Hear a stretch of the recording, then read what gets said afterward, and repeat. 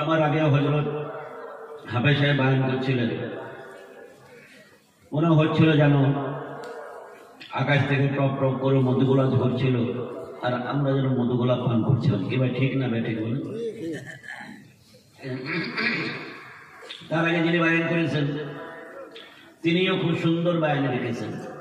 তার আগে যিনি বয়ান করেছেন তিনিও খুব সুন্দর বয়ান রেখেছেন। তার আগে যিনি বয়ান করেছেন তিনিও খুব সুন্দর বয়ান করেছেন। সবাই সুন্দর বয়ান করেছেন, কিন্তু আমরা শুধু শিখলাম না, নাকি বলুন? কি বলছেন? সবাই পাল্টালো, আমরা পাল্টালাম না।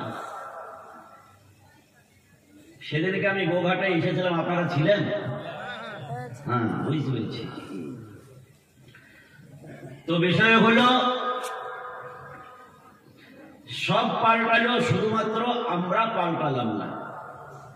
আমরা যেদিন পাল্টাবো সেদিন কিন্তু দুনিয়াটাই পাল্টে যাবে। জোরে বলুন আলহামদুলিল্লাহ। যেদিন আমরা পাল্টাবো সেদিন দুনিয়া পাল্টাবে। আর আমরা যতদিন পর্যন্ত না পাল্টাবো ততদিন পর্যন্ত ব্যাঙেও আমাদেরকে লাথি মারবে। কি বলছেন?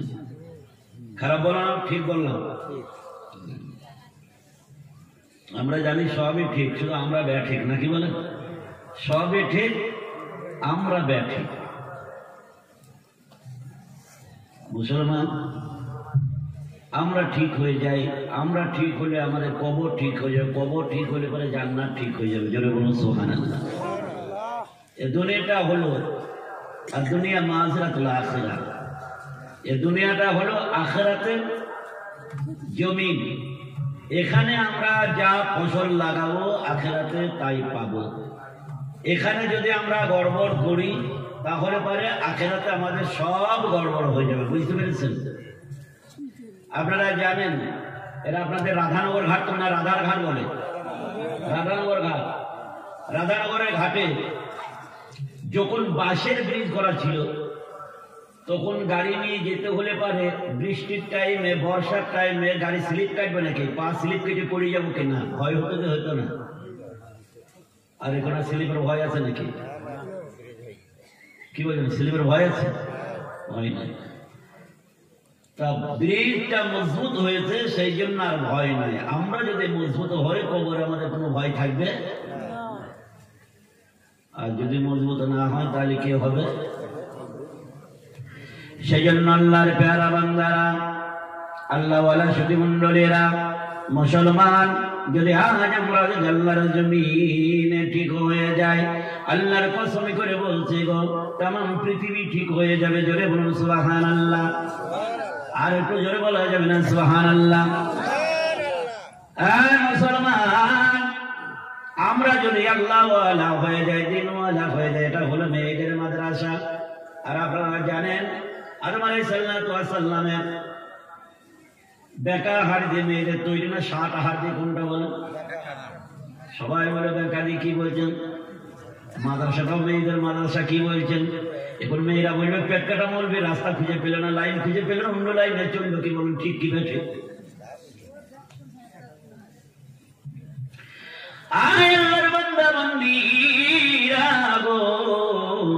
তাহলে বেকার হাড়ের তৈরি 7 করতে গেলে গন্ডগোল আছে, ঠিক না ঠিক বলেন না? কিন্তু আপনারা জানেন মেয়েদের মতো এত নরম মানুষ আল্লাহর জমিনে মনে হয় আর কেউ নাই। কি ভাই ঠিক না বেঠে? আপনারা জানেন ছাগল জাত বড় নরম জাত। কি ঠিক না বেঠে বল? মেয়েরা বললো তাহলে ছাগলের সঙ্গে আমাদের তুলনা হলো, তোমাদের মুখে দাঁড়িয়ে আছে, ছাগলের মুখে দাঁড়িয়ে হয়। কি বলছেন? তাহলে তোমাদের সঙ্গে আমাদের তুলনা কি করে হলো? মুসলমান আমি লাইন বই লাইন যাবো ইনশাল্লাহ, তবে মনে করছেন যতক্ষণ ধৈর্য ধরবেন ততক্ষণ বলবো না। আল্লাহর কসম করে বলছে, এর আগে আমার আরো 2টো দাওয়াত ছিল, আজকে আমি যেতে পারি নাই। কারণ আমি এটা মনে করেছিলাম হয়তো আমাকে 9টার পরে বা 10টার পরে তোলা হবে। আর একটা ছিল আপনার জিতপুর, একটা ছিল ফলিতপুরা মাদ্রাসায়। আমি বললাম না গো, ওটা আমার বন্ধুর মাদ্রাসা, সেই জন্য জায়গায় এসে টাইম আর পার হয় না, টাইম আর পার হয় না। বুঝতে পারছেন না?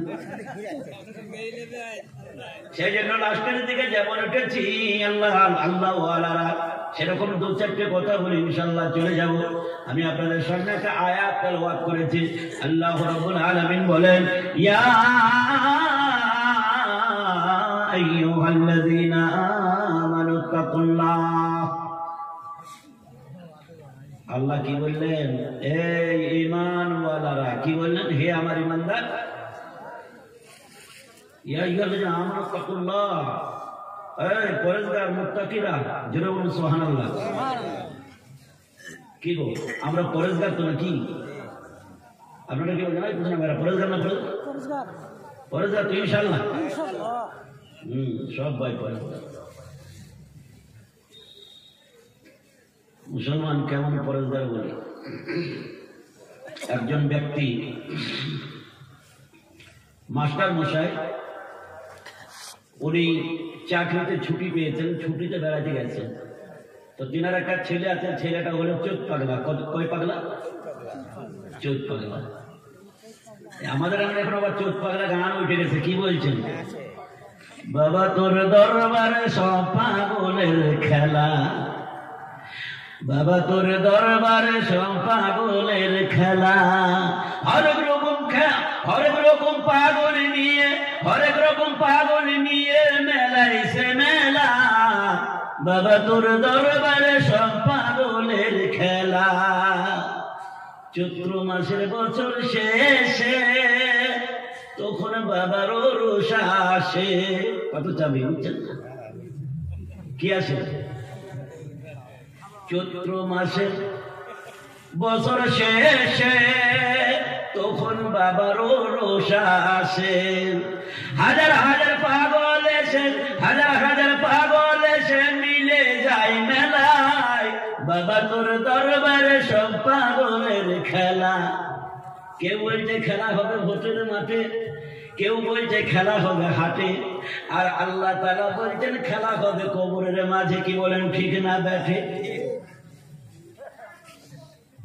সব খেলা, খেলার শেষ নেই বাবা। সেই জন্য আল্লাহ বললেন, ইয়া আইয়ুহাল্লাযীনা আমানু তাকুল্লাহ। আল্লাহ বলেন আমার পরেজগার মুত্তাকি বান্দারা, জোরে বলুন সুবহানাল্লাহ। আজকে মাহফিলের মধ্যে আপনারা আছেন, যদিও গতকালকে জিনা করেছেন, যদিও গতকালকে বিড়ে পান করেছেন, যদিও গতকালকে মদ পান করেছেন, কিন্তু আমার আল্লাহ সাফ জানিয়ে দিচ্ছেন, ইয়া আইয়ুহাল্লাযীনা আমানু তাকুল্লাহ। আমার ঈমানদার বান্দারা, জোরে বলুন সুবহানাল্লাহ। পরেজগার মুত্তাকি হাক্কা তুকাতিহি ওয়ালা তামুতুন্না ইল্লা ওয়া আনতুম মুসলিমুন। তোমরা আমাকে ভয় করো, ভয় করার মতো। আর খবরদার বুঝো না গো, মরণের যে কি জ্বালা, মরণের বলে কি জ্বালা, সেটা তুমি বুঝতে পারবে না। মরণের কি জ্বালা, যেটা বলুন সুবহানাল্লাহ। আল্লাহর নবী, বিশ্ব নবী জনাবে মুহাম্মদুর রাসূলুল্লাহ সাল্লাল্লাহু আলাইহি ওয়াসাল্লাম মরণের কেমন জ্বালা একবারে বলি, তারপরে আবার একটা লাইনে যাব ইনশাআল্লাহ।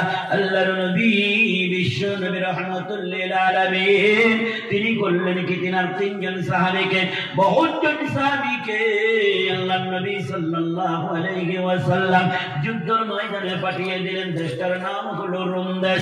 এই রোম দেশের মধ্যে যুদ্ধ করতে মুসলমানরা চলে গেছে গো। যখন যুদ্ধ করতে মুসলমানেরা চলে গেছে, যুদ্ধতে যাওয়ার পরে মুসলমানরা করলো কি, সে জায়গায় মুসলমানদের জয়লাভ হলো, কিন্তু জয়লাভ যাদের দ্বারা হলো তাদের মধ্যে তিনজন গ্রেফতার কাফেরদের হাতে বন্দী হয়ে গেল। জোরে বলা যাবে না সুবহানাল্লাহ? কয়জন বন্দী হলো? তিনজন বন্দী হলো। এই তিনজন যখন বন্দী হয়ে গেছে, ওই কাফেরদের ভেতরে আলোড়ন সৃষ্টি হলো। বাদশার কাছে গেছে, যাওয়ার পরে বলল, বাদশা নামদার বলল, কি হলো? আল্লাহর কসম করে বলে, লাতের কসম করে, খাবারের কসম করে বলে, উজ্জার কসম করে বলে, দেবতা সরস্বতীর কসম করে বলে। বলল, কি খবর? বললে, মুসলমানরা পরাজয় বরণ করেছিল, কিন্তু মুসলমানরা সমতা ফিরিয়ে পেল। এই তিনজন বীর বিক্রমে যুদ্ধ করেছিল, যদিও মুসলমানদের জয়লাভ হলো, কিন্তু তবুও তো আমাদের কামিয়াবি। মুসলমানরা যুদ্ধই পরাজয় বরণ করে নাই, যুদ্ধই জয়লাভ করেছে, আমরা পরাজয় বরণ করলাম। কিন্তু দেখা যায়, কিন্তু তবুও কোনদিন কিন্তু আমাদের মুখে আনন্দ যায় নাই। আর মুসলমানদের আনন্দ হয়েছে, কারণ তাদের নেতা গ্রেপ্তার হয়ে গেছে। জোরে বলুন সুবহানাল্লাহ। আমি যে লাইনটায় যাচ্ছিলাম, মাস্টার মশাই ছুটি পেয়েছেন, ছুটি। মা বোনরা খুব বলছি, বলেন মা বোনরা প্রচন্ড বলছে। আমি যদি বলি মা বোনরা বকেন না, আমার বাড়িতে তো আমার ওই কথা শোনেন না, কি বলছো? ওরা তো পরের, ওরা আবার আমার কথা কি করে শুনবে, কি ঠিক না ব্যাঠে?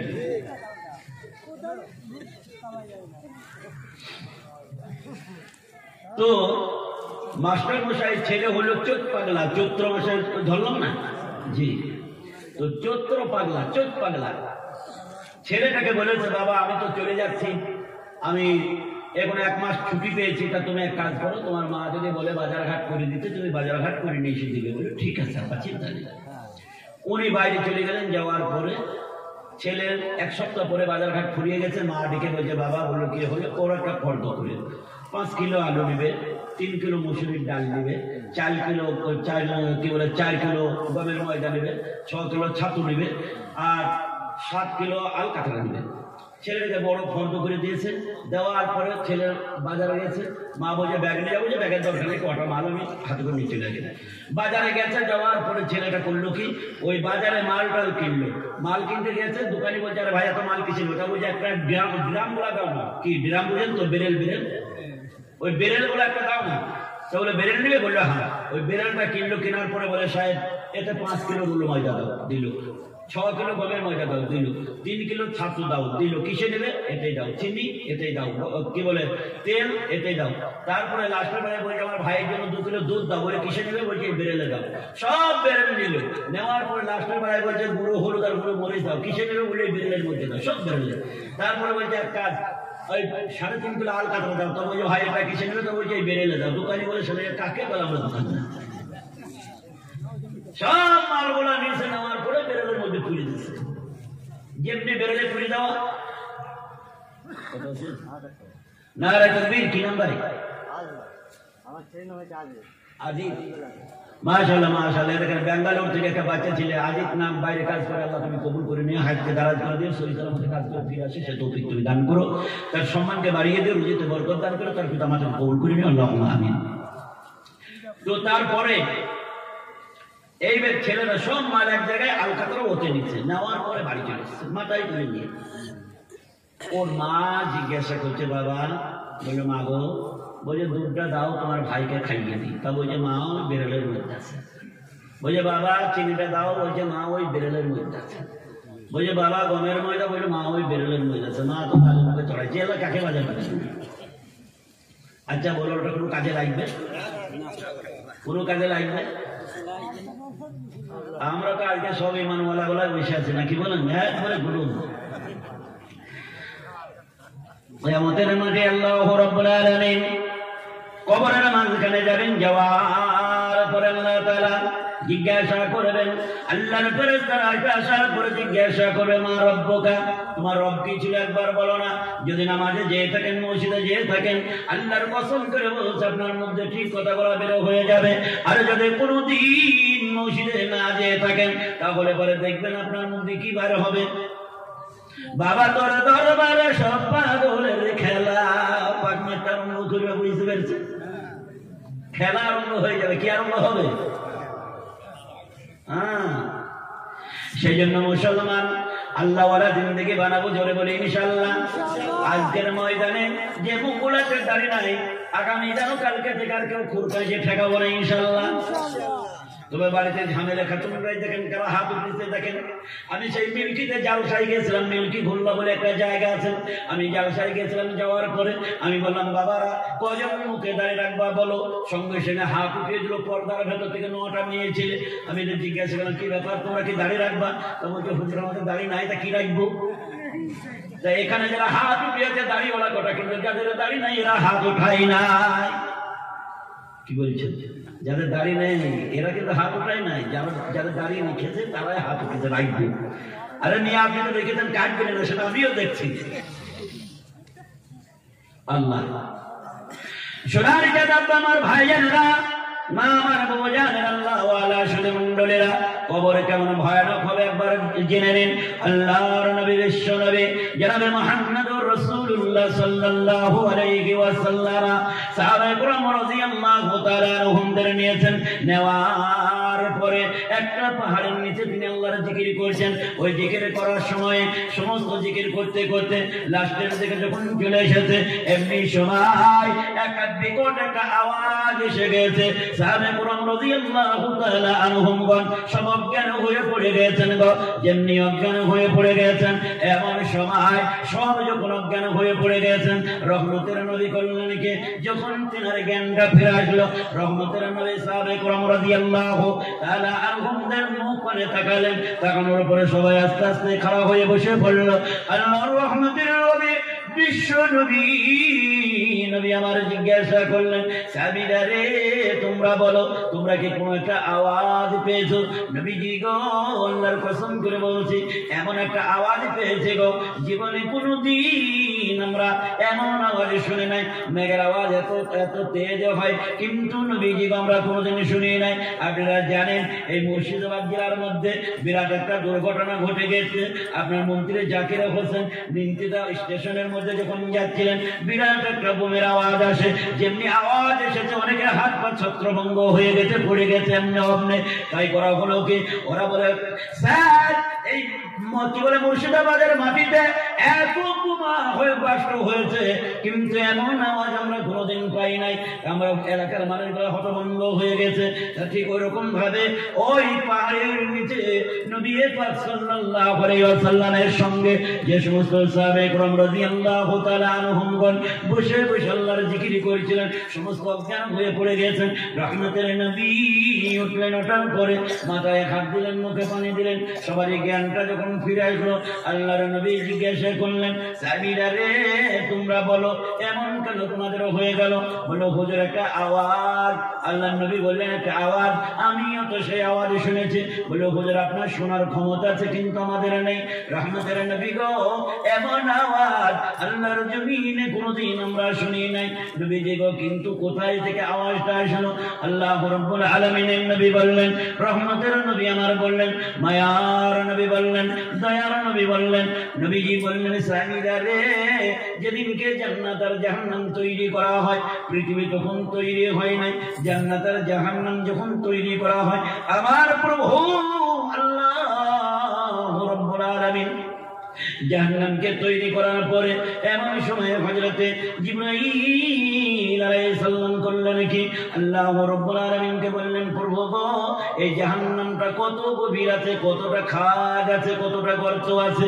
আল্লাহ রাব্বুল আলামিন বললেন জিবরাইল রে ওই পৃথিবী দেখতে পাচ্ছ, হ্যাঁ ওই পৃথিবী থেকে 7 গুণ লম্বা একটা পাথর নিয়ে এসো, ওই পাথরটাকে নিয়ে এসে তুমি জাহান্নামে নিক্ষেপ করো। তাই জিবরাইল আমিন করলেন কি পাথরটাকে নিক্ষেপ করলেন। আয় আমার সাহাবীরা রে এই মাত্র জিবরাইল আমিন আমার কাছে সে ঘটনাটা জানিয়ে গেল। বলল ওই পাথরটাকে করলো কি, হযরত জিবরাইল আলাইহিস সালাম যেদিনকে জাহান্নাম তৈরি করা হয়েছিল ওই 7 গুণ পৃথিবী থেকে 7 গুণ লম্বা ওই পাথরটাকে সেদিনকে জিবরাইল আমিন জাহান্নামের আগুনে নিক্ষেপ করেছিলেন। আল্লাহর কসম করে বলছি সাহাবীরা রে জাহান্নাম এত গভীর, এত গভীর, কোটি কোটি বছর আগে সেই পাথরটাকে নিক্ষেপ করা হয়েছিল। ওই পাথরটা আজকে জাহান্নামের গর্তের নিচে পড়েছে। আর একটু জোরে বলা যাবে না সুবহানাল্লাহ? মুসলমান তাহলে ওই জাহান্নাম কত ভয়ানক জায়গা, কত গর্ত হবে, কত গভীর হবে। রহমতের নবী বললেন এত গভীর হবে। সাহাবীরা চোখের পানি ঝরিয়ে বলেন প্রভু আল্লাহর নবী গো তাহলে আমরা অত নিচে যদি থাকি কেমন করে আপনি আমাদের দেখতে পাবেন? আল্লাহ রাব্বুল আলামিনের নবী সিজদায় পড়ে কাঁদতে আরম্ভ করলেন, মাবুদ গো আমার গুনাহগার উম্মতের কি হবে? জোরে বলুন সুবহানাল্লাহ। একবার আল্লাহ জিকির করি ভাই, লা ইলাহা ইল্লাল্লাহ। জোরে সোরে মহব্বতের সঙ্গে লা ইলাহা ইল্লাল্লাহ,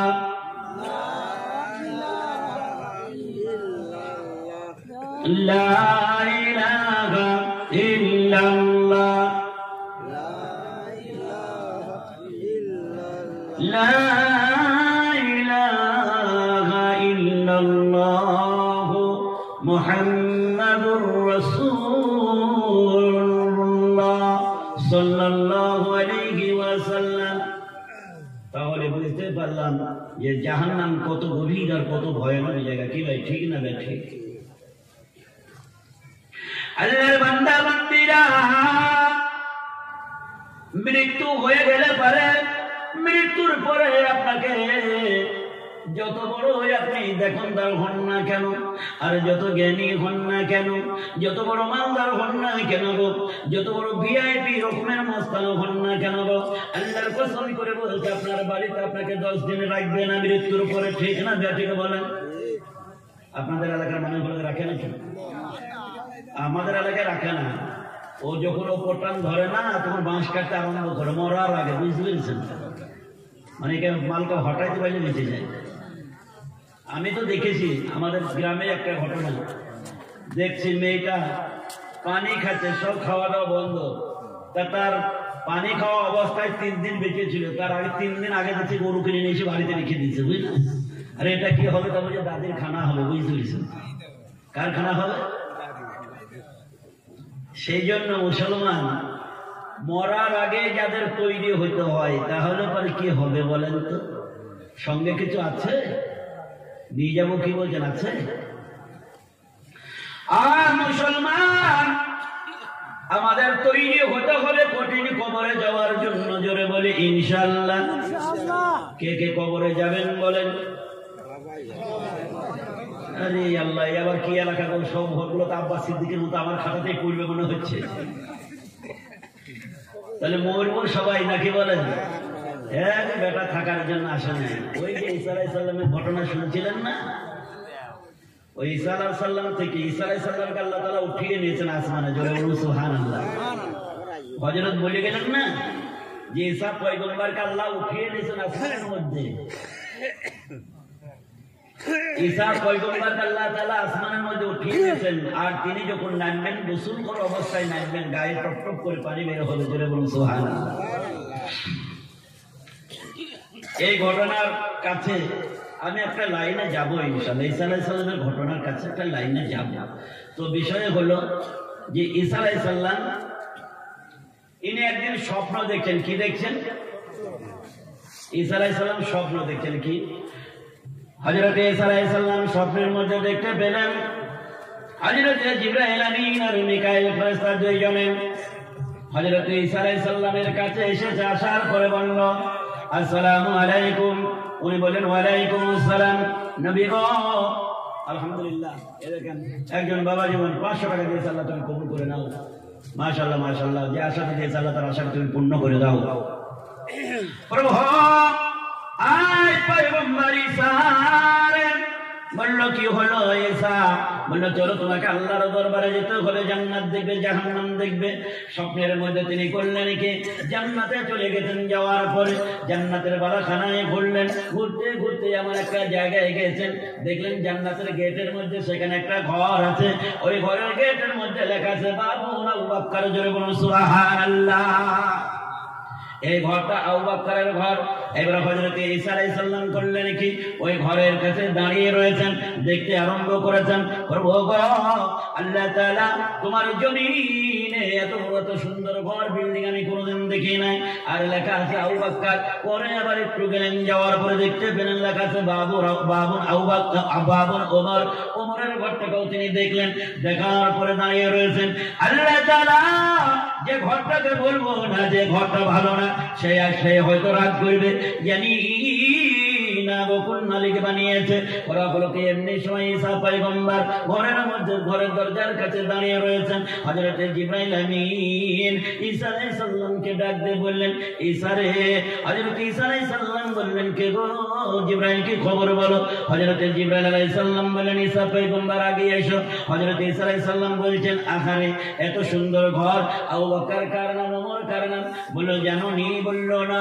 বলল আল্লাহর কসম করে বলছে আখিরে জামানার পয়গম্বর নবী মুহাম্মদ সাল্লাল্লাহু আলাইহি সাল্লামের বন্ধু। জোরে বলুন সুবহানাল্লাহ। এমনি সময় জিবরাইল আমিন করলেন কি, এবারে ডাক দিয়েছেন ঈসা আলাইহিস সালামকে, ঈসা রে এসো। সামনের দিকে ঈসা আলাইহিস সালাম এগিয়ে গেছেন। যেমনি সামনের দিকে এগিয়ে যাওয়া, আর যাওয়ার সময় ঈসা পয়গম্বর দেখতে পেলেন সামনে একটা টেবিল আছে, এমনি একটা টেবিল আছে, আর ওই টেবিলের মধ্যে এক গ্লাস পানি আছে। ওই পানিটার মধ্যে মনে হচ্ছে যেন তামাম পৃথিবীটা ওই পানিতে সবে দেখা যাচ্ছে। আহা, ঈসা আলাইহিস সালাম এই গ্লাসের কাছ থেকে আর নড়ছে না। জিবরাইল ফেরেশতা বারবার ডাকছে, বন্ধু চলে এসো। জিবরাইল, যতক্ষণ পর্যন্ত আমি এই পানি পান না করব রে, ততক্ষণ পর্যন্ত আমি এখান থেকে যাব না। তুমি যাবে না? না, তবে তুমি শুনে নাও ঈসা। হযরত ঈসা আলাইহিস সালাম দাঁড়িয়ে গেছেন, আমি একবার পানি পান করতে চাই। আল্লাহ রাব্বুল আলামিনের তরফ থেকে হযরত জিবরাইল ফেরেশতা সঙ্গে সঙ্গে বলেন, ঈসা পয়গম্বর কান খুলে শুনে নাও, তুমি একজন নবী? বলল, হ্যাঁ আমি একজন নবী। বলল, নবী রে, আখিরে জামানার পয়গম্বর জনাবে মুহাম্মদ রাসূলুল্লাহ সাল্লাল্লাহু আলাইহি ওয়াসাল্লাম নবীও না, যতক্ষণ পর্যন্ত নবীর উম্মতেরা এই পানি পান না করবে গো, ততক্ষণ পর্যন্ত তোমার মতো নবীরাও পান করতে পাবে না। আর একটু জোরে বলা যাবে না সুবহানাল্লাহ? সেই জন্য তো আমি বলেছিলাম, আল্লাহ বললেন, ইয়া আইয়ুহাল্লাযীনা আমানু তাকুল্লাহ, হে আমার পরের বান্দারা, জোরে বলুন সুবহানাল্লাহ। এই উম্মতের দাম এত বেশি তো কি বলছেন? কিন্তু তাই বলে ওই মিক্সচারও হলে হবে না। যেমন জিজ্ঞাসা করলো, গমের ময়দা কোথায়, রুল ময়দা কোথায়? সব ওই বেরেলের ভেতরে। কিয়ামতের দিন আল্লাহ রাব্বুল আলামিন জিজ্ঞাসা করবেন, বান্দা তোমরা কি ওই মেয়েদের মাদ্রাসায় গিয়েছিলে? হ্যাঁ আল্লাহ গিয়েছিলাম। দান করেছিলে? হ্যাঁ আল্লাহ করেছিলাম। মাদ্রাসার খেয়েছিলে? হ্যাঁ আল্লাহ খেয়েছিলাম। রাস্তায় ঘোরাঘুরি করার সময় মেয়েদের সাথে ঠেলাঠেলি করেছিলে? না আল্লাহ করে নাই বলে ছবি দেখাই দেন।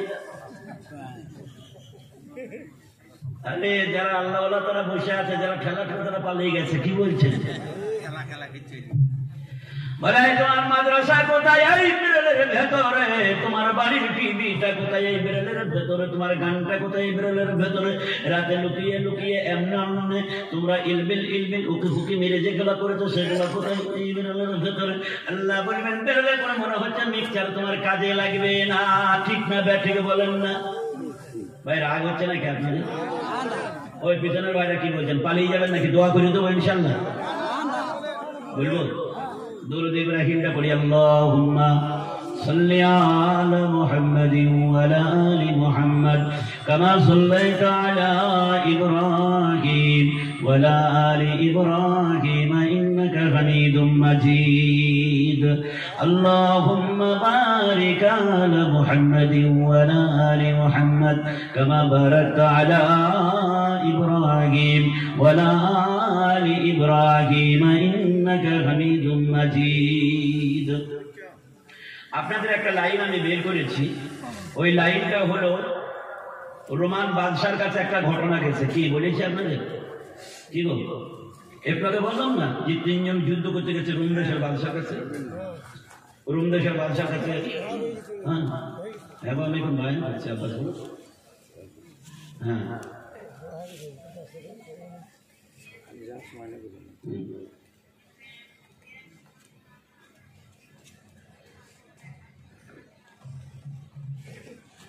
ওই নাক্স মাদার আছে আর অমেজ ডিটা এটা দিয়ে হোমিওপ্যাথি নাক্স মাদার আর অ্যালোপ্যাথি অমেজ ডি একসাথে দিতে ভালো করে। اللهم صل على محمد وعلى آل محمد كما صليت على إبراهيم وعلى آل إبراهيم إنك حميد مجيد. اللهم بارك على محمد وعلى آل محمد كما باركت على إبراهيم وعلى آل إبراهيم إنك حميد مجيد. সোনার জানাব আমার ভাইয়েরা, আমার বুঝানের আল্লাহ আল্লাহ সুধী মন্ডলীরা, আমি আপনাদের সামনে বলেছিলাম গো সোজা হাড়ের তৈরি কারা বলেন? সোজা হাড়ের তৈরি আমরা। আর একটু বেঁকা গোল কারা? হ্যাঁ, ওরা ঠিক তা জগৎ ঠিক। সেজন্য মনবে আব্দুল গফফার বড় চালাক মানুষ। মেয়েরা তোমরা বেড়া হতে পারবে না, সেই জন্য তো তোমাদের জন্য কারখানা খুলেছে, সাত করা কামার সালা বুঝতে পেরেছেন? জোরে বলুন সুবহানাল্লাহ। কেমন করে মেয়েরা সব কিছু পারে। আল্লাহর নবী, বিশ্ব নবী জনাবে মুহাম্মদুর রাসূলুল্লাহ সাল্লাল্লাহু আলাইহি ওয়াসাল্লাম একদিন তিনি জান্নাতের বয়ান করেছিলেন। জোরে বলুন সুবহানাল্লাহ। কিসের বয়ান করেছিলেন? জান্নাতের বয়ান করছিলেন। হাতটা এমনি করে বাড়াচ্ছিলেন, এমনি মুষ্টি বাঁধছিলেন, আবার হাতটাকে বাড়াচ্ছিলেন, আবার মুষ্টি বাঁধছিলেন, এমনি করে আসরের উপরে বয়ান হয়ে গেল। সাহাবায়ে কেরাম রাদিয়াল্লাহু তাআলা আনহুম নবী পাকের কাছে জিজ্ঞাসা করলেন, আসসালামু আলাইকুম ইয়া রাসূলুল্লাহ, ইয়া হাবিবাল্লাহ, রহমতের নবী গো, আজকের দিনে কি নতুন আইন চালু হলো? বলো কি আইন? বারবার আপনি বয়ান করতে গিয়ে কোনোদিন এমনি মুষ্টি বাঁধেন নাই, আজকের দিনে কেন বারবার আপনি এমনি করে মুঠো বাঁধছেন, মুষ্টি বাঁধছেন? এমনি করে কেন আপনি এরকম করছেন? একবার বলেন না। আল্লাহর নবী বললেন, সাহাবীরা রে, আল্লাহর কসম করে বলছি, আমি যখন জান্নাতের বয়ান তোমাদের শোনাচ্ছিলাম, কি বয়ান শোনাচ্ছিলেন? আল্লাহর নবী রহমতের নবী বললেন, ওরে আমার সাহাবীরা, তোমরা কান খুলে শুনে নাও। আয় আমার সাহাবীরা রে, তোমরা কান খুলে শুনে নাও। ওই জান্নাতের গাছগুলা হবে, জান্নাতের গাছের গোড়াগুলা হবে, শিকড়গুলা হবে উপরের দিকে, আর জান্নাতের গাছের ডগাগুলা হবে নিচের দিকে। কারণ বান্দারা উপরের দিকে মুখ করবে, আর মুখের মধ্যে ফলগুলা এসে তাদের পড়ে যাবে। জোরে বলুন সুবহানাল্লাহ। সাহাবীরা বললেন, ইয়া রাসূলুল্লাহ, ইয়া হাবিবাল্লাহ, তাই তা বললাম। যখন এই বয়ানটা করতে আরম্ভ করে দিলেন, তখন আমি দেখলাম যে জিবরাইল আমিন ওই জান্নাতের গাছটাকে মনে হচ্ছে যেন আমার হাতের কাছে নিয়ে এসেছে। আমি সেই জন্য ওই ফল ছিঁড়ে নিয়ে তোমাদের খাওয়াবো। সাহাবীরা বলছে, আল্লাহ খাবো। জোরে বলুন সুবহানাল্লাহ। আমরা খাবো। সাহাবীরা বলছে খাবো, নবী বলছেন খাওয়াবো। জিবরাইল আমিন করলেন কি, গাছটাকে উঠিয়ে নিয়ে পালিয়ে গেছেন, জান্নাতের দরজা বন্ধ। জোরে বলুন সুবহানাল্লাহ। আল্লাহর রহমতের নবী বললেন, সাহাবীরা, আমিও চিন্তা করেছিলাম যে জগতের বুকে জান্নাতের একটা ফল নিয়ে আমি তোমাদের খাইয়ে দেব, কিন্তু আল্লাহর কসম করে বলছি, যেমনি ফল ছিঁড়তে যায় গাছটা উঠিয়ে নেয়। জিবরাইল আমিন বললেন, ইয়া রাসূলুল্লাহ, ইয়া হাবিবাল্লাহ, জগৎটা হলো পৃথিবীর সেন্টার, এই জগৎটা হলো পরীক্ষার সেন্টার। এই পরীক্ষার সেন্টারে যদি বান্দা বান্দিরা পাস করে, তাহলে পরে জান্নাতের ফল খেতে পাবে। আর পরীক্ষার সেন্টারে যদি বিড়ি খেয়ে যদি কাটিয়ে দেয়, তাহলে পরে লাল গোল্লাতে জাহান্নামে চলে যাবে। কি গো, কোথায় যাবে? এরা বলছে জাহান্নামে চলে যাবে, তাও বলছে সুবহানাল্লাহ। বুঝছেন? মনে করছে কত ভালো জায়গা। কি বলছেন? কি আরামের জায়গা। নারায়ে তাকবীর। কি নাম? শামসুল ভাই আমার স্ত্রী মারা গেছে, তাই তিনি বললেন যে আজকে আমি এই ইমানের কারখানাতে, জান্নাতের কারখানাতে তিনি 200 টাকা 10 কিলো সরিষা দিয়েছেন। আল্লাহ তুমি কবুল করে নিও। তিনার স্ত্রীকে আল্লাহ তুমি জান্নাত নসিব করে দিও। হযরত খাতুন জান্নাত ফাতেমার সাথে বানিয়ে দিও। নারায়ে তাকবীর। এই দেখেন, যে মেহমান খানায় ছিলাম, তিনি বললেন বক্তাদের দোয়া তো পেলাম, শোয়ার দোয়াটা পেলাম, কিন্তু ওখানে যেহেতু মুসাফিরের দোয়া পেলাম না, তাই সেই মেহমান খানায় যে ঘরে বসেছিলাম প্রতি বছরে এসে বসি, তিনি করেছেন কি, সেই ভাই আমার 1000 টাকা দিয়েছে, আল্লাহ তুমি কবুল করে নিও। আল্লাহ, প্রথমে যখন নুরুল ইসলাম সাহেব প্রথমে যখন এসেছিলাম, তখন ওই বাড়িটা ভালো রং করা ছিল না, বাড়িটা ভালো ইটগুলা বেরিয়েছিল। এখন এসে দেখছে দোতলাও হয়ে গেছে, রং করাও হয়ে গেছে। আল্লাহ, যদি এরপরে যদি কিছু দেওয়ার থাকে, তা তুমি জান্নাতের বালাখানা দিও। আল্লাহ মাশাআল্লাহ, মাশাআল্লাহ। এই দেখেন পাশের বাগানটা মেয়েদের বসে দিয়েছে গো, আলহামদুলিল্লাহ। আল্লাহ তুমি কবুল করো, তাকে জান্নাতের বাগান আল্লাহ তুমি দান করো। সকলে বলে আল্লাহুম্মা আমিন। মাতা মাজি দোস্ত, এমনি সময় যখন এই বয়ানটা করা হতো, বয়ানটা আরম্ভ হয়ে গেছে, হঠাৎ করে একটা মেয়ে নবী পাকের দরবারে হাজির। একটা লোক নবী পাকের মজলিসে হাজির। ওই মেয়েটা লোকটা আসলো, আসার পরে বলল আসসালামু আলাইকুম। সঙ্গে সঙ্গে আল্লাহর নবী বললেন ওয়ালাইকুম আসসালাম। কি খবর গো হুজুর, আমার মেয়ের জন্য একটু দোয়া করেন। একটু আগে দেখতে পেলেন একজন ভাই 200 টাকা দিলেন স্ত্রীর জন্য, অমনি এসে আব্বাজান কাঁদছেন আর বলছেন হুজুর। বলল কি হলো? রহমতের নবী গো আপনি তোমার জন্য দোয়া করে দেন। বলল কিসের দোয়া? আয় নবী জিজ্ঞাসা করলেন আল্লাহর বান্দা কিসের দোয়া তোমার জন্য করতে হবে একবার বলো। ওই আল্লাহর বান্দা বলে ইয়া রাসূলুল্লাহ ইয়া হাবিবাল্লাহ আপনি আমার জন্য একটু দোয়া করুন।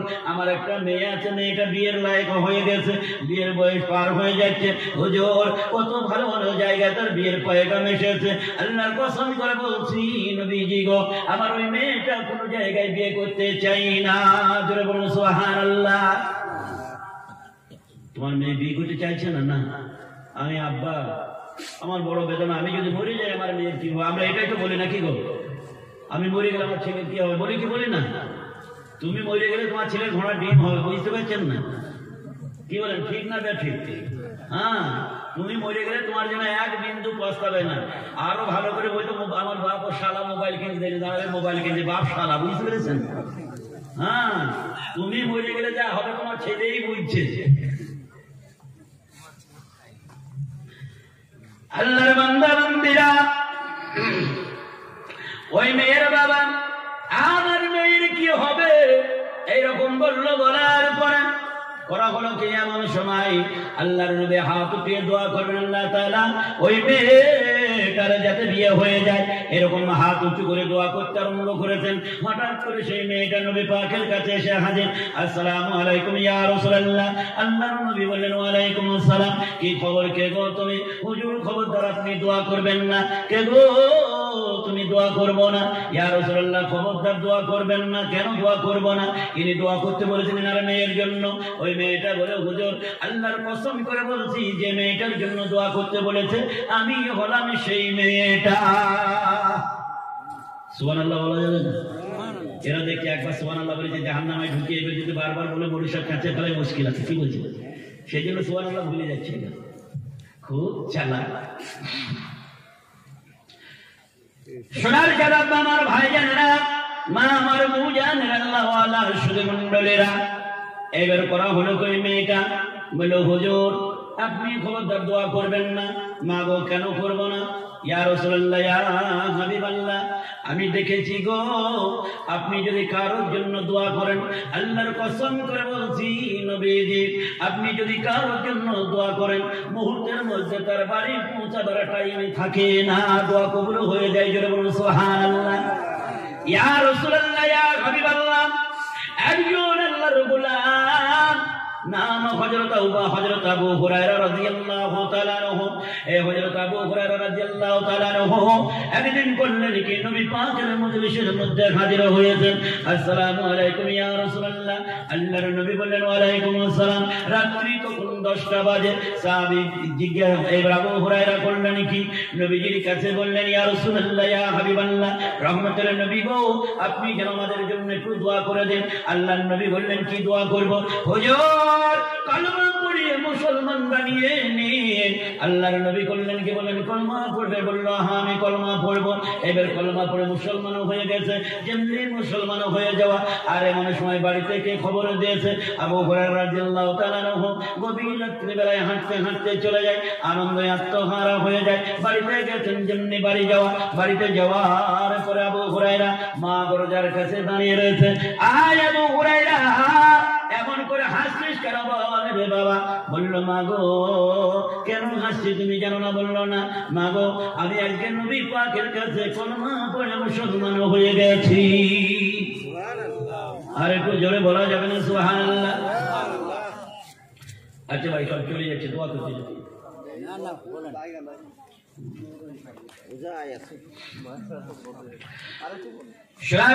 আমার ভাই জানা আমার বউ জানেরা আমি মেয়েদের লাইনে যাচ্ছি। কারণ মেয়েটার কেমন হওয়ার দরকার সেই কারখানা তো খুলেছে, এখানে জোরে বলুন সুবহানাল্লাহ। এবার করলো কি এমন সময় ওই আবু হুরায়রার মা করলো কি, এইবার আবু হুরায়রাকে মারতে আরম্ভ করে দিয়েছে, ঠাস ঠাস করে চড় মারতে আরম্ভ করে দিয়েছে, গালের মধ্যে চড়াইতে আরম্ভ করে দিয়েছে। যেমনি মারতে আরম্ভ করলো আবু হুরায়রাকে বাড়ি থেকে বের করে দেওয়া হলো। কি নাম বলো? বেনামে। নারায়ে তাকবীর। একজন ভাই 1000 টাকা বেনামে দিয়েছে, আল্লাহ তুমি কবুল করো মাশাআল্লাহ। এরকম আনারুল সাহেব এক বস্তা চাল দিয়েছে, আল্লাহ তুমি কবুল করে নাও মাশাআল্লাহ মাশাআল্লাহ। এইবার ওই মেয়েটা আবু হুরায়রার মা হযরত আবু হুরায়রা রাদিয়াল্লাহু তাআলা আনহুকে মেরে বাড়ি থেকে বাইর করে দিয়েছে। কাঁদতে কাঁদতে আবু হুরায়রা গালে 5টা আঙ্গুল বসে গেছে। নবী পাকের দরবারে হাজির। আল্লাহর নবী বললেন, আবু হুরায়রা কে মেরেছে বলো? হুজুর কে মেরেছে? বলল হ্যাঁ। বলে আমার মা মেরেছে। তোমার মায়ের জন্য কে নালিশ নিয়ে এসেছে আমার কাছে? না গো, আমি আপনার কাছে নালিশ নিয়ে আসি নাই। তবে কি বলতে চাও? হুজুর যে মা 10-5 দিন আমাকে পেটে ধরেছিল, ওই মাকে যদি আমি একবার না দেখতে পাই, আল্লাহর কসম করে বলছি নবীজি গো, আল্লাহর জমিনে আমার আর কিচ্ছু ভালো লাগে না। অতএব আমি যদি জান্নাতে যাই, আমার মা যদি জাহান্নামে যায়, বড় কষ্ট হবে, বড় কষ্ট হবে। সেই জন্য হুজুর মায়ের জন্য একটু দোয়া করেন, যাতে করে আমার মা কলমা পড়ে জান্নাতে বাসিনী বানতে পারে। সন্তান আবদার করেছেন, আল্লাহর নবী হাত উঁচু করে দোয়া করতে আরম্ভ করেছেন। আবু হুরায়রা ছুটতে আরম্ভ করেছেন। নবীর দোয়া আগে বাড়ি পৌঁছায় না, আমি আবু হুরায়রা আগে বাড়ি পৌঁছাই। ছুটতে আরম্ভ করে দিয়েছেন। আল্লাহর কসম করে বলছি, আবু হুরায়রা বাড়ির দরজার কাছে পৌঁছাবার আগে আবু হুরায়রার মা গোসল করে দরজার কাছে দাঁড়িয়ে রয়েছে। আর যেমনি আবু হুরায়রা ঘরের দরজার কাছে চলে গেছে, আয় মানিকায় শোনা আমার, আয় মানিকায়। আবু হুরায়রাকে জড়িয়ে ধরে বলল, চল তোর নবীর কাছে আমাকে নিয়েছো। নবীজির কাছে গেছেন, কলমা পড়ে মুসলমান বেনে গেলে।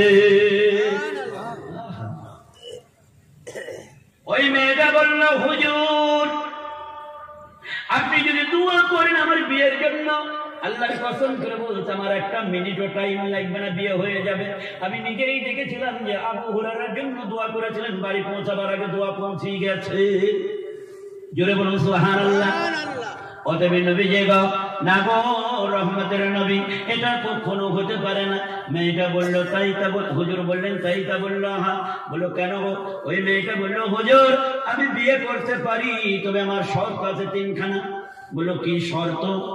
বলে আমার জীবনে যদি ওই রকম যুবক আমি পাই, তবে আমি জগতে বিয়ে করব। আর যদি ওই যুবক আমি না পাই, কিয়ামত পর্যন্ত আমি কোনোদিন বিয়ে করব না। জোরে বলুন সুবহানাল্লাহ। আল্লাহ নবী বললেন বলো। বলো হুজুর যে যুবক প্রত্যেক দিন রাতের বেলায় একবার করে গোটা কোরআন খতম করবে, সে ওই রকম যুবক যদি হয় আমি বিয়ে করবো, নচেত বিয়ে করব না। জোরে বললাম সুবহানাল্লাহ। আমরা কিন্তু এইরকম এই খোঁজ করে না। কি বলছেন? এরকম এই খোঁজ করে নাকি? কার বাপের কত কি আছে দেখতো। হ্যাঁ, আমাকে একজন বলছে, ছেলেটা পুলিশের চাকরি করে, বলছে হুজুর বিয়ে করব, ভালো একটা ভালো মেয়ে, সুন্দরী মেয়ে দেখবেন, আমার 1 পয়সা হারাম করতে দাবি করে নাই, তবে বাপের একটা ছেলে যেন কিছু থাকে, বাপের একটা মেয়ে হলে যেন কিছু থাকে। তার মানে কি খয়তন কোম্পানির মতো শয়তান সবগুলো নিবে। আচ্ছা বেটা, কিন্তু ওই মেয়েটা, আমি মেয়েদের লাইনে যাব, সবাই মেয়েদের লাইনে গেছে, আমি বা কেন বেকায়দা হব? তবে এক একজনা এক এক ঢঙে গেছে, আমিও যাব আমার ঢঙে, ঠিক না ব্যাঠে? এই মেয়েটা বললো হুজুর, বললো কে হলো? আল্লাহর কসম করে বলছি নবীজি গো, এই জমিনে যদি আমি বিয়ে করি, যদি কোনো ব্যক্তি, আমার 3টে শর্তের ভিতরে একটা শর্ত হলো। বললো কি? বলো প্রতিদিন রাতের বেলায় একবার কোরআন খতম করবে। বললো তাই তা? বললো হ্যাঁ। রহমতের নবী দেখলেন, আহারে তোমার মধ্যে মনে হচ্ছে যেন জান্নাতের আলো বের হচ্ছে, তোমার মধ্যে মনে হচ্ছে যেন জান্নাতের খুশবু বের হচ্ছে, তোমার মধ্যে মনে হচ্ছে যেন হীরাকাঞ্চন মণি মুক্তা ঝরছে। মা বলো রে, তোমার দ্বিতীয় শর্তটা রাসূলের শুনতে ভালো লেগেছে, আপনাদের কি খারাপ লাগলো? কি শুনতে চাইলে বলে? কি কি মানে কি যুবক চাইলে বলে? ছেঁড়া প্যান্ট। এই বহরমপুরে ডুমকলে, আপনার ডুমকলে জালসা করেছি, যাবো দিনাজপুরে জালসা করতে, জুম্মার দিন ডুমকলে জালসা করে এসে বহরমপুরে আপনার জুম্মার দিনে নামাজ পড়তে দাঁড়িয়েছি। নামাজ পড়ছি, আমার নামাজ পড়া হয়ে গেছে। একটা ভালো ছেলে ফিটফাট হয়ে ছেলেটা আসলো। আসার পরে করলো কি, ছেলেটা দারুণ সুন্দর, দাড়িগুলোকে একবারে এত সুন্দর সেট করে রেখেছে না, এইটুকুটুকু মনে হচ্ছে না যে দাড়ি আছে, আবার কখনো মনে হচ্ছে আছে, বুঝলেন? মনে হচ্ছে না আছে, আবার কখনো মনে হচ্ছে আছে, মানে মালটা এমন কোয়ালিটিতে রেখেছে, না মুসলমান না হিন্দু। হ্যাঁ, সাইজে দাড়ি থেকে এইটুকুটুকু রেখেছে। আসলো, আসার পরে উজু করলে, উজু করার পরে প্যান্টটা এই ওপরের দিকে খুব কম, এই নিচের দিকে 8 আঙ্গুল করে বেরিয়ে আছে, বুঝলেন? এই নিচে 8 আঙ্গুল বেড়ে, আর এখানে আছে ছেঁড়া, এখানে আছে ছেঁড়া, পড়বে জুম্মার নামাজ। এই তাড়াতাড়ি করে প্যান্টটা গোটালো। প্যান্টটা গোটানোর পরে তারপর আবার দেখা যায় জামাটা পেটের এই নাভির একটু ওপরে, এখানকার কোয়ালিটি বুঝতে পেরেছেন? জামাটা একটু পেটের ওপরে, আর ওই প্যান্ট যেটা পরে আছে মাজাতে নিচে, এখানে অনেক আছে, কিন্তু মাজা থেকে 8 আঙ্গুল নিচে আছে, বুঝলেন? 8 আঙ্গুল নিচে আছে। ছেলেটা উজু করে আসলে, আসার পরে সুন্দর ভঙ্গিমায় একবারে মনে হচ্ছে জিবরাইল ফেরেশতা নামাজে দাঁড়িয়েছে। দারুণ এক স্টাইল, বুঝতে পেরেছেন? আমি পাশে আসলে দেখে বেটা নামাজ কিভাবে পড়ে, ওই কোনো রকম নামাজ পড়তে পড়তে হঠাৎ করে দেখছি ছেলেটাকে, হঠাৎ করে দেখছি ও যখন রুকুতে গেছে, জামাটা প্যান্টটা তো 4 আঙ্গুল নিচে ছিল, আর 4 আঙ্গুল নিচে নামবে না উপরে উঠবে? নিচে নামবে। জামাটা একটু পেটের দিকে ছিল, ওই জামাটা এই বুকের দিকে টান ধরবে না মাজার দিকে যাবে? বুকের দিকে টান ধরেছে, আর মাজারাতে বুঝতেই পারছেন, আর কিছু বললো না, ওর পরে কি কি যে ভরা। আমাদের হলে মেয়েরা বলবে ওই রকম পুরুষ চাই, আর পুরুষরা বলবে এই কোয়ালিটির মেয়ে চাই। কি বলছে? রহমতের নবী, বিশ্ব নবী রহমাতুল লিল আলামিন করলেন কি এমন সময়, ওই মেয়েটাকে দেখলেন, দেখার পরে বললেন, আরে তোমার দ্বিতীয় প্রশ্নটা বলো, দ্বিতীয় শর্তটা বলো। হুজুর বলো। নবীজি গো, এমন একটা যুবক হওয়া চাই, তার ভেতরে আর একটা গুণ থাকতে হবে। কি গুণ? মা তুই বল। হুজুর, ওই যুবকটা প্রতিদিন, ওই যুবকটা যেন সারাটা রাত যেন ইবাদতের মধ্যে তার কেটে যায়। আর একটু জোরে বলা যাবে না সুবহানাল্লাহ? একবার সুবহানাল্লাহ বললে পরে জান্নাতের বালাখানায় আপনার নামটা লেখা হয়ে যাবে, বলা যাবে না সুবহানাল্লাহ? আর একবার সুবহানাল্লাহ বললে পরে ওই জান্নাতের বালাখানায় আপনার মায়ের নামটা লেখা হবে, বলা যাবে না সুবহানাল্লাহ? আর একবার সুবহানাল্লাহ বললে পরে আপনার বাড়ির খাদ্য মন্ত্রীর নামটা লেখা হবে জান্নাতের বালাখানায়, বলা যাবে না সুবহানাল্লাহ? আর একবার সুবহানাল্লাহ বললে পরে আপনার 14 গোষ্ঠীর নামটা জান্নাতের বালাখানায় লেখা হয়ে যাবে, বলা যাবে না সুবহানাল্লাহ? রহমতের নবী করলেন কি এমনি সময়, ওই মেয়েটার মুখের পানে তাকিয়ে বলেন, মা সেই জন্যই কি বিয়ে করিস নাই? হুজুর, আমি তো ওই জন্যই বিয়ে করি নাই। আল্লাহর নবী বললেন, আমার বড় ভালো লেগেছে মারে, তুই আর একটা প্রশ্ন, তোর আর একটা শর্ত বল। হুজুর, আমার আর একটা শর্ত হলো। বললো কি শর্ত? হুজুর গো, প্রতিদিন যেন একবারে 365 দিনের রোজা রাখা হয়। যে ব্যক্তি প্রতিদিন 365টা রোজা রাখবে, প্রত্যেক দিন রোজা রাখবে, গোটা বছর কোনোদিন কামাই থাকবে না। যদি যার ভেতরে 3টে গুণ থাকবে, তাকে আমি বিয়ে করবো, নচেত আমি কিয়ামত পর্যন্ত কোনোদিন আর বিয়ে করব না। আল্লাহর নবী বললেন, মারে আমার জানা মতে মনে হয় যেন তোর আর বিয়েও হবে না। কি হবে না বলে? তোর আর বিয়ে হবে না। আমার সে আসামে জালসা কথা, কুচবিহারের জালসা, সেদিনকে শুনেছিলেন আপনারা? শুনেছিলেন কেউ? কোথায় বলেন তো? আমার সেই কুচবিহারের জালসায় গেছি, স্টেজে যাবো, আর এমন সময় একটা ছেলে দেখছি পশ্চিম দিকে মুখ করে, এই পশ্চিম দিকে মুরগির পা করতেছে, সেই মুরগিটা জবাই করছে। পশ্চিম দিকে পা করে দিয়ে মুরগিটা জবাই করছে। আমি বলছি, বেটা কোন দোয়াটা করবো? তা বলছে, দোয়া যদি আপনি শুনেন তাহলে খাওয়াই আর হবে না, সব হারাম হয়ে যাবে। বুঝলেন? খাওয়াই হবে না, সব হারাম হয়ে যাবে। এই বেটা খাওয়া হবে না, হারাম হয়ে যাবে মানে বলছে হুজুর হ্যাঁ সত্যি করে বলতে আল্লাহর কসম খাওয়া হবে না। মায়ের কাছে শিক্ষা তো ঠিক আছে বলবো না, আপনি জানেন। জালসা টালসা করে যখন স্টেজ থেকে নেমে গেছে, নেমে যাওয়ার পরে ছেলেটা খাওয়াচ্ছে বেয়াদওয়ালে, 1 নম্বরের বেয়াদওয়ালে।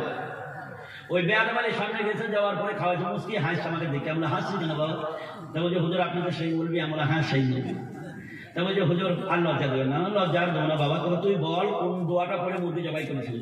তো বলছে হুজুর আপনি শুনবেন না। না শুনবো না বেটা, আমি খাবো যাতে হারাম খাই গুনাহ হবে। তা বলছে হুজুর তাহলে শুনবেন না, তাহলে শুনেন। আমি বললাম বলো। তা বলছে মুরগি জবাই করেছিলাম আল্লাহুম্মা ইন্নী আউযুবিকা মিনাল খুবুসি ওয়াল খাবাইস। আচ্ছা বলেন এই মালটা কোথায় লাগে? এসব পায়খানা দোয়া দিয়ে গরু জবাই করে বসে আছে কুরবানি। কি বলছেন, এ কাজ হবে?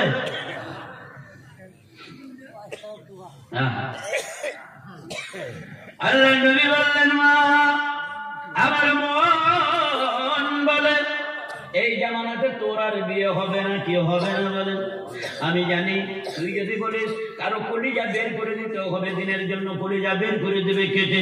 তুই যদি বলিস আগুনে ঝাঁপ দিতে হবে, তাও দেবে মারে। সারা রাত ইবাদতের লোক আমার আছে, সারাটা রাত কোরআন খতম করার লোক আমার আছে, কিন্তু কন্টিনিউ প্রতিদিন 365 দিনে রোজা রাখা আমার সাহাবীর ভেতরে কেউ আছে কি না সেটা আমার জানা নাই। জোরে বলুন সুবহানাল্লাহ। বলো হুজুর আমি যে 3টে কথা বললাম আল্লাহর কসম করে বলছি নবীজি গো, ওই 3টে গুণ আমার মধ্যে আছে।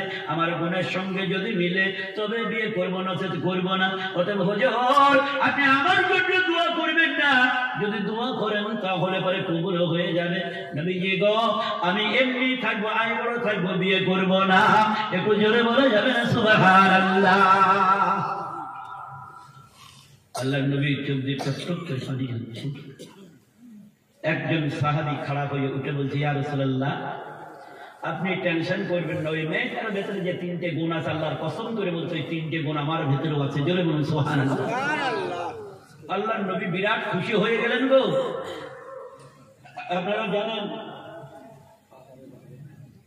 আপনারা জানেন যে যদি আপনার কোন মেয়ে যদি ঠিক হয়ে যায় সব ঠিক হয়ে যাবে। মেয়ে ইচ্ছা করলে আপনাকে জান্নাতে নিয়ে যেতে পারবে, মেয়ে ইচ্ছা করলে আপনাকে 1 মিনিটের ভেতরে জাহান্নামে নিয়ে যেতে পারবে। কি বলছেন? একটা ঘটনা, একটা যুবক ছেলে নাম হলো আব্দুর রহিম। কি নাম বললাম? আব্দুর রহিম। কলেজে পড়াশোনা করে, ছেলেটা খুব ভালো ছেলে, 5 ওয়াক্ত নামাজ পড়ে, আলেমের পাশে থাকে, মসজিদে আজান দেয় আর এমনি করে মসজিদ তসজিদ ঝাড়ু দেয়। এই ছেলেটা করলো কি আসা যাওয়া করে। আর জামিলা নামের একজন মেয়ে, কেউ যদি জামিলা থাকেন খবরদার রাগ করবেন না, তাকে আমি বলছি না। জামিলা নামের একটা মেয়ে, ছেলেটার আদর্শ দেখে ছেলেটাকে দেখে পাগল হয়ে গেছে। ছেলেটাকে একদিন গেছে, যাওয়ার পরে বলছে আই লাভ ইউ। ছেলেটা বলছে আজকাল ফিরলে আবার কি বললে তুমি? বুঝলেন? তা বলছে তুমি কিছুই বুঝো না নাকি, কাঁচা খোকা? বলছে আমি এখন পাকেই নি তো। বুঝতে পেরেছি? তার মানে ও তো ওই লাইনে পড়াশোনা নাই, তো ও বুঝবে কি করে? মেয়েটা পর পর কয়েকদিনের পিছনে লাগলো, ছেলেটা কোনো পাত্তা দেয় না, শুধু ছেলেটা বলে এই জাহান্নামকে ভয় করো। কাকে ভয় করো? জাহান্নামকে ভয় করো। মেয়েটা বলল ঠিক আছে। একদিন ছেলেটা একটা থাপ্পড় মারলো মেয়েটাকে, দেখ চল আমার কাছ থেকে। এমন সময় ওই মেয়েটা মাথার চুলগুলো কাচ্চা ভাবে ছিঁড়েছে, ছিঁড়ার পরে কাজী সাহেবের কাছে গ্রামে চিৎকার করছে, ও বাঁচাও বাঁচাও বাঁচাও। তো বলছি কি হলো? ওই আব্দুর রহিম আমার সাথে কাজ করেছে। কি কাজ করেছে? এ কিন্তু জাহান্নামের ভয়ে পিছিয়ে গেছে। বুঝতে পেরেছেন? বলে তোকে যেমন করে হোক আমার বসে তোকে নিয়ে আসবো, আমি সব কিছু পারি। মেয়েদের বসের কথা লাস্ট থেকে বলতে বলতে যাবো ইনশাল্লাহ, দেখেন কিরকম বস হয়। তারপরে এবার করলো কি, উনি কাজী সাহেবের কাছে বিচার নিয়ে গেলেন। সবাই বলে আর এই মসজিদে আজান দেয়, মৌলভী সাহেবের পাশে থাকে, সারা কত বড় শয়তান রে। আবার ইমাম সাহেব যেদিন থাকে না সেদিন ও নামাজ পড়ে, ওর পিছনে নামাজও পড়েছে। সালা আচ্ছা জিনা করুন বলে। কি বলছেন? আচ্ছা জিনা কর। এইবার করলো কি, ওকে কাজী সাহেব ডাকলো, কাজী সাহেবের কাছে গেছে। কাজী সাহেব মেয়েটা বলে তুই কোরআন নিয়ে বলতে পারবি যে এই ছেলেটা তোর সঙ্গে খারাপ কাজ করেছে?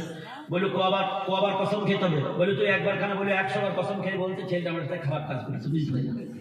মেয়েটাকে জানা যে আমার কিছুই হবে না, কোরআনে হাফেজ কি হবে, ঘোড়ার ডিম হবে। বুঝতে পারছি? কিছুই হবে না।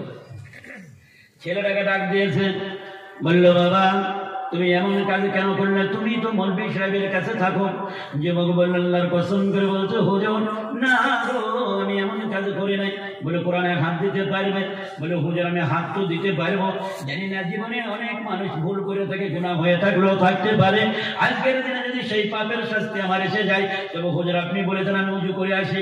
উজু করলেন, করার পরে কোরআনে হাত দিয়ে বলছেন, হুজুর অন্তত এই মেয়েটার সঙ্গে আমি কোন রকমের কাজ করি না। জোরে বলুন সুবহানাল্লাহ। ঈসা আলাইহিস সালাম একটু আগে ওয়াজ শুনছিলাম না, উনি যেমন আব্বার মায়ের কাছে মায়ের কোলে চেপে গেলেন, জনগণকে বললেন আমার মা পাপ করে নাই, অন্যায় করে নাই, বিনা বাপে আল্লাহ আমাকে পাঠিয়েছেন। কিন্তু এই যুবক তো চিন্তা করছে আমার তো আর এরকম মানে কথা বলার মতো আর কেউ নেই, কাকে নিয়ে আমি উত্তর দেবো? কি বলছেন? এও কসম কাটে, ও কসম কাটে, এও কোরআন ছয়, ও কোরআন ছয়, মহা মুশকিল। কাজী সাহেব চিন্তায় পড়ে গেলেন, খোদা গো কি করি। 2 রাকাত সালাতুল হাজাত নামাজ পড়ে আল্লাহর কাছে কাঁদছেন, আল্লাহ তুমি একটু বুদ্ধি দাও। আল্লাহ পাক একটা বুদ্ধি দিলেন। কি বুদ্ধি?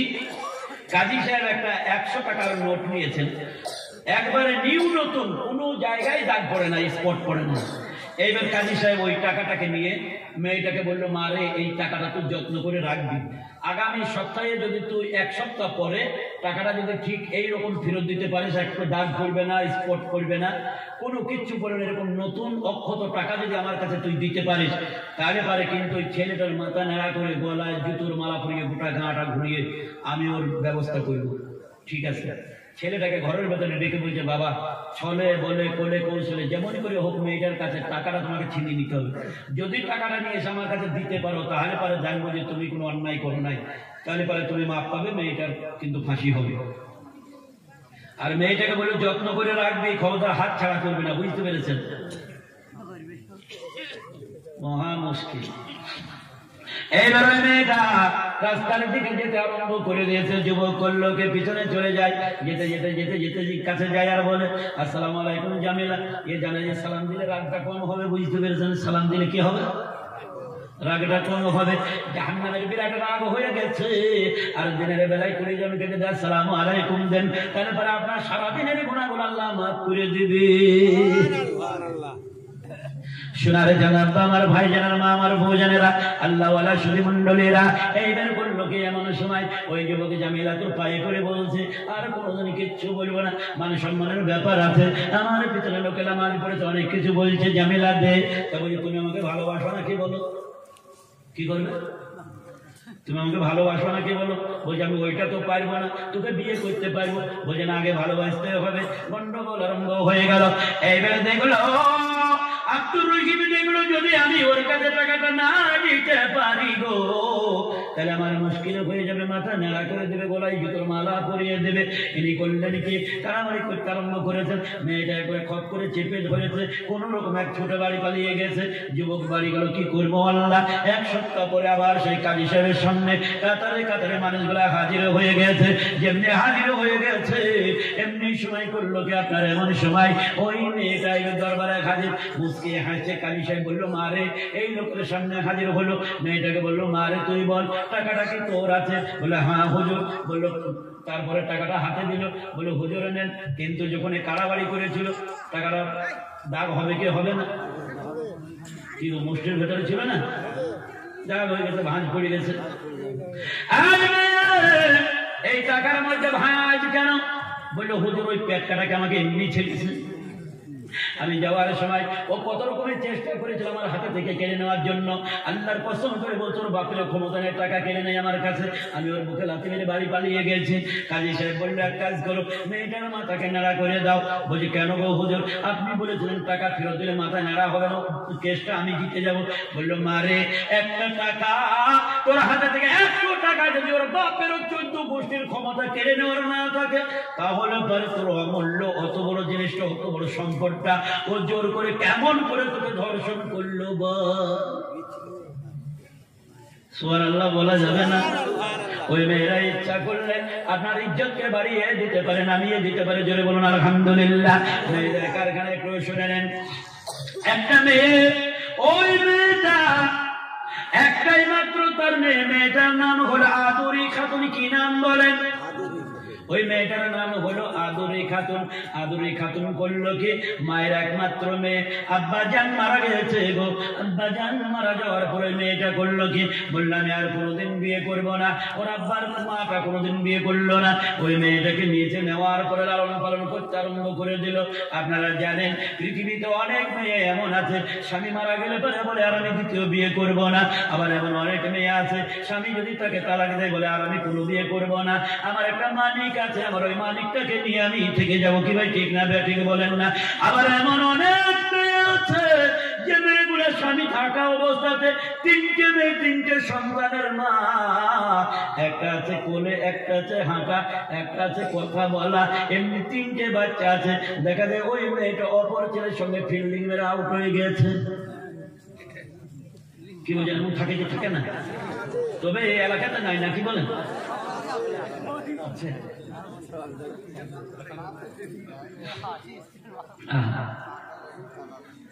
ওই মেয়েটা আদুরির মা ওই বললেন আল্লাহর কসম করে বলছে আমার স্বামী মারা গেছে রে, আমি আর বিয়ে করব না। আমার নয়নের মনিক নয়নের তারা আদুরিকে নিয়ে আমি থেকে যাব। আদুরিকে নিয়ে থাকতে আরম্ভ করে দিয়েছেন। যখন থাকতে আরম্ভ করে দিয়েছেন, একবারে আদুরি যা চাই, আদুরি মানে বুঝতেই পারছেন নামটা কত ভালো কোয়ালিটির নাম। মা গো আমাকে টিভি কিনে দাও, মা তাকে কিনে দিয়েছে, একটাই মেয়ে আর কেউ নেই। মা গো আমাকে মোবাইল কিনে দাও, মা তাকে মোবাইল কিনে দিয়েছে, যা চাই তাই কিনে দিয়েছে। একদিন বলছে মা গো আমাকে শুয়োরের বাচ্চা কিনে দাও। আমি যখন শুয়োরের বাচ্চা বললাম, আমার বন্ধু এরশাদ সাহেব, মৌলানা এরশাদ আমার বন্ধু, বুঝলেন, একসাথে পড়েছি। তো এদিকেও আমার সাথী, এদিকেও সাথী, কোনটাকে বাদ দিই, কাউকে দেওয়া যাবে না ফাঁকি, বুঝতে পেরেছেন? বিষয় হলো, তো আপনার কি বলছিলাম কথাটা? শুয়ারের বাচ্চা। শুয়ারের বাচ্চা। আচ্ছা আপনারা বলুন, বাড়িতে টিভি রাখাটা কি মসজিদের সমান নাকি পাওয়া যাবে? এটা কি হারাম তো নাকি? সুদ খাওয়া কি? এটা তো গড়গড় করে খেয়ে নি, কি বলছেন? ছেলের দুধে পণ নেওয়া কি? এটা তো গড়গড় করে খেয়ে নি, কি বলছেন? তাহলে এগুলো যদি গড়গড় করে খাওয়া যায়, তাহলে মানে বাড়িতে যদি সুদের বাচ্চা রাখা হয়, তাহলে দোষ কিসের? এও হারাম ও হারাম, কি বলেন? ঠিক না ঠিক?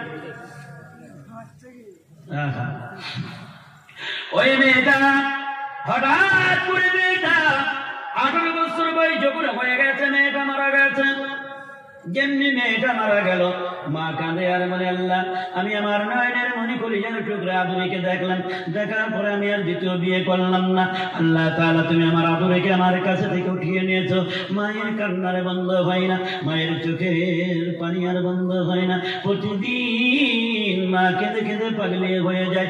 41 দিন, 42 দিন, 43 দিন, যখন 45 দিন পার হয়ে গেছে গো, যেমনি পার হয়ে যাওয়া, আর ওই মেয়েটা স্বপ্নের মধ্যে দেখতে পাচ্ছেন যেন কবরস্থানের ধার দিয়ে চলে যাচ্ছেন। হঠাৎ করে মেয়েটা কবরস্থানের ধার দিয়ে চলে যাচ্ছেন, দেখতে পেলেন তার মেয়েটার পেটে যেন আগুন দাউ দাউ করে জ্বলছে। তেমন বলিতে আগুন লেগে গেছে, কলিজায় আগুন লেগে গেছে, জিভগুলোকে যেন সাপে খসখস করে কামড়াইতে আরম্ভ করেছে। মেয়েটা কবরের মাঝে থেকে আগুনগুলোকে ঝাড়ার চেষ্টা করছে।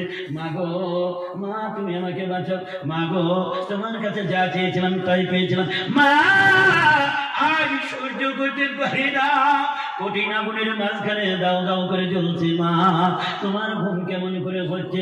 জনম দুঃখিনী মা, 10 মাস 10 দিন পেটে ধরেছিলেন ওই মা, সন্তানকে পেয়ে আর কোনোদিন বিয়ে করেন নাই। ওই জনম দুঃখিনী মা, আদুরির মা, মেয়ের কান্না দিকে সহ্য করতে পারলেন না, তিনি চিৎকার করে কেঁদে উঠেছেন। আর মসজিদে মুয়াজ্জিন আযান দিচ্ছেন, আসসালাতু খায়রুম মিনান নাওম। ঘুম ভেঙে গেছেন, ঘুম ভাঙার পরে এইবার করলেন কি মেয়েটা? ঘুম ভেঙে উঠলেন, ওঠার পরে এতদিন কাঁদছিলেন আমার মেয়েটা মারা গেছে, আজকে মেয়ের দৃশ্যকে চোখে দেখেছেন, দেখার পরে তার কাপড় ঠিক রাখছেন। আল্লাহ আমি কেমন দেখলাম, আমার মেয়ের কি হচ্ছে, জাহান্নামে পড়েছে। আমি মৌলানা সাহেবের মুখে শুনেছিলাম যে ভোরের আজানের আগে যদি কেউ স্বপ্ন দেখে গো, ওই স্বপ্নটা সত্য হয়, মিথ্যা হয় না। সেই জন্য মেয়েটা কাঁদতে আরম্ভ করে দিয়েছে। এমনি করে প্রতিবেশী মেয়েগুলা হাজির হলো, বউ তুমি কাঁদো কেন? বউ রে, আজ আমি দেখলাম আমার নয়নের মনে আদরের এই অবস্থা হয়েছে। আরে বউ তুমি কেন না? জামানার সব থেকে বড় আলেম, সব থেকে বড় হলে আব্দুল কাদের জিলানী রহমতুল্লাহ আলাইহি, চলো ওর কাছে নিয়ে যাই তোমাকে। আব্দুল কাদের জিলানী রহমতুল্লাহ আলাইহির কাছে নিয়ে যাওয়া হলো। হযরত আব্দুল কাদের জিলানী রহমতুল্লাহ আলাইহির খানকায় গেছে মেয়েটা। আসসালামু আলাইকুম, মেয়েটা বুরকা পরে আছে। ওয়ালাইকুম আসসালাম। কে গো, কি খবর মা গো? একেবারে কাঁদতে আরম্ভ করেছে। হুজুর, আমার একটা মেয়ে ছিল, প্রায় 45 দিন হলো মারা গেছে। আল্লাহর কসম করে বলছি হুজুর গো, আমার মেয়েটার কবর গুলা দাও দাও করে জ্বলছে। হুজুর, আমার ওই মেয়েটা কোটির কবরের আগুনে মাঝখানে পড়তে আরম্ভ করেছে। কেমন করে আমার মেয়ে কবরের আযাব থেকে রেহাই পাবে? আমি মা নিজে চোখে আমি দেখেছি গো, আমার মেয়েটা আগুনে দাও দাও করে জ্বলছে। এমনি সময় আব্দুল কাদের জিলানী রাহমাতুল্লাহ আলাইহি বললেন, তোমার মেয়েকে কোরআনের শিক্ষা দিয়েছিল? বলল, না গো, কোরআনের শিক্ষা দেয় নাই। কারণ আমরা তো জানি এখনকার জামানায় কোরআনের শিক্ষা দেয় না। আমরা আমাদের বউগুলোকে টিভিতে পাগল করে রেখে দিয়েছি। স্বামী মাঠে থেকে বাড়ি এসে বিবিকে বলছে পিঠটা চুলকি দাও, তো বলছে দেওয়ালে বসে নাও। তো ওই যে আবার কোন দেশের কথা, তা বলছে সিরিয়াল চলে যাবে, বুঝতে পারছে না, সিরিয়াল দেখছে, ব্যস্ত আছে ওইদিকে থাকো।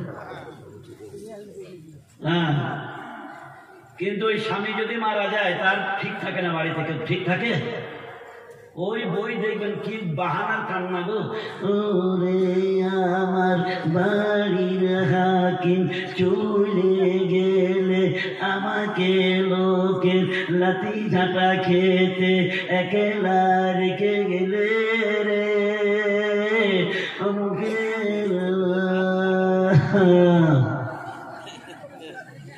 কি বলছেন, এমনি করে কাঁদে না? হ্যাঁ, একটু আগে বলে দেওয়া পেটটা বসে না। আচ্ছা, চালা করা।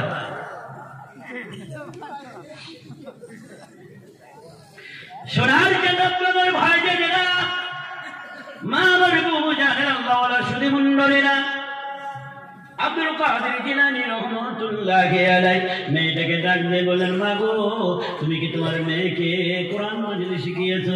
হুজুর, না, আমি কোরআন শেখাই নাই।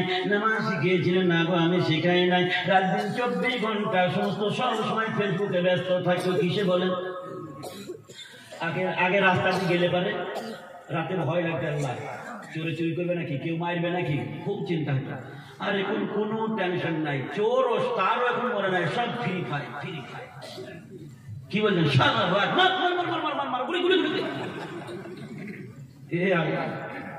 তবে আপনাদের এলাকায় নেই, সব আমাদের বর্ধমানে, বুঝলেন?